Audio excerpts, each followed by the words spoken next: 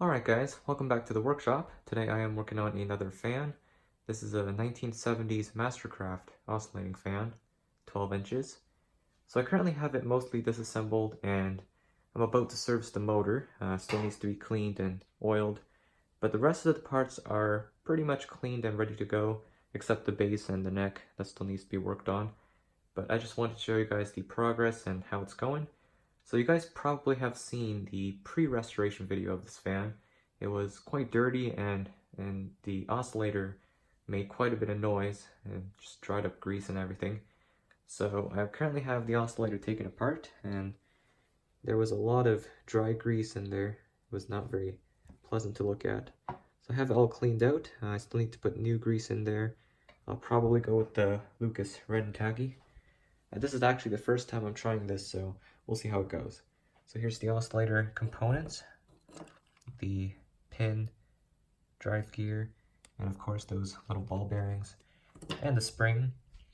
Here's some other components. There's the part of the worm gear that sits in here, all cleaned and degreased.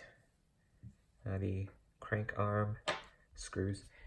So here's the fan. I'm just gonna do a walkthrough on, different issues that I've come across and how I solved it, and just like a little tour of how this restoration is going. So here's the motor. It's a typical Lasco motor that they always used, because this was made by Lasco. Very good condition motor. Windings look good. Very minimal dust in there. Bearings are good. I did give it some oil, but it's not done yet. Wiring looks good, still pliable and not dried out. Here's the capacitor. It's a Marcon, just like the older can capacitors that they had, same brand. And it seems to be in good shape. Drive gear needs to be cleaned out. Yeah, the neck is very dirty, but the wiring, everything is still in good shape, and that's all that really matters. So that needs to be cleaned and oiled. That'll be up next. Here's the neck. Quite dirty. Fill focus. Yep. And on the base, and there's supposed to be a metal plate that goes here. I took it off because it was peeling at this edge and I wanted to clean it anyways. Very minimal yellowing to the plastic. I think a lot of this is just dirt, so I think it'll be pretty close to this once I get it cleaned up.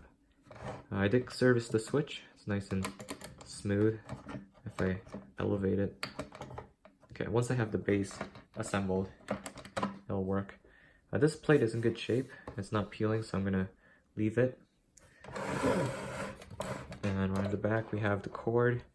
It's non-polarized. It's one of the really old styles that Lasco had.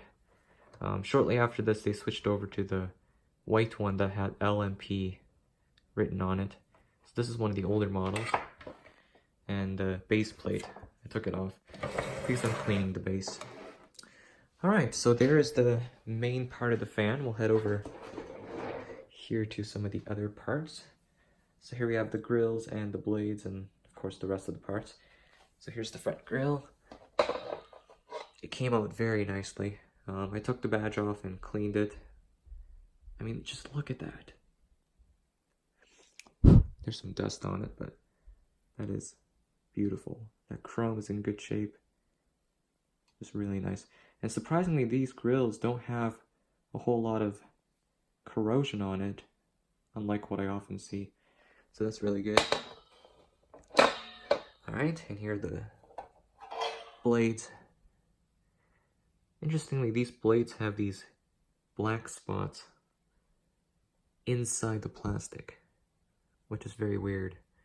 Never seen that before, but still interesting nonetheless. I mean, you learn new stuff every day, right?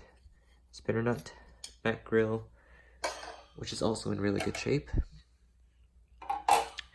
And over here, we have the base plate. Rubber feet are in still very good shape. And here's the information. And yes, Mastercraft was a Canadian Tire store brand. So it's got their information on there. No date code, but I'm gonna guess it's from the 70s, mid to late 70s. Here's the motor housings. Very good shape, no cracks. Very minimal yellowing. Now here's one thing that if you've serviced one of these Lasko fans, you will know for sure. And it's that the oscillator knob is a pain to remove, especially if it's not screwed on. They had these press-on knobs that were meant to be permanent and you could not remove them. So if you try to remove it and force them through the hole, you would either run into the risk of breaking the plastic, or if you yank the knob off, you would compromise the tabs that are holding it in. So what I ended up doing was I gently sanded the hole to make it bigger. So that way I could remove the housing without even touching the oscillator knob. And that actually worked quite well. This was the first time I tried this method out and it was a success. And you can't really even tell that it was modified. Slightly elongated this way, but you can't even tell the difference once you have the fan put back together. Here we have the plate. This is actually really cool. I was quite surprised by it. It's a very thick sheet of what appears to be aluminum, but it's got this really cool texture on it.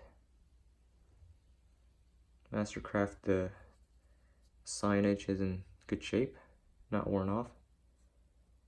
And I did bend it back into shape, and I'll glue it back on once I assemble the fan, and there's the front housing. Alright, so there are the parts waiting to be put back together. And yeah, that is pretty much it for how the restoration's going so far.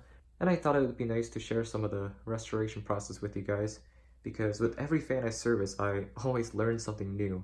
And that's what I love the most about this hobby. And hopefully these videos can help you guys with your fans and projects. And if you guys have any questions or comments about your fans or restorations, feel free to put them down below in the comments, and I'll go and check them out and answer them. And just for fun, we'll do a quick test with the blades back on. See how it runs. Here's high speed.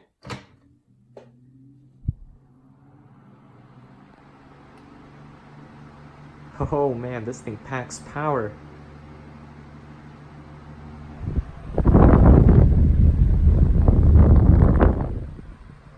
That's crazy.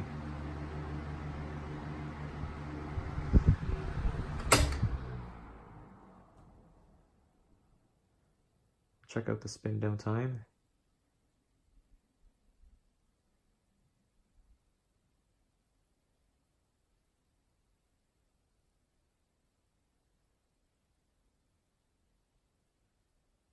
Nice. Very nice. So that is it for now. This video will be, I'm not sure if I'll post them before or after I post the, the full video of this fan. But regardless, thank you for watching, and as always, I'll see you in the next one. Peace.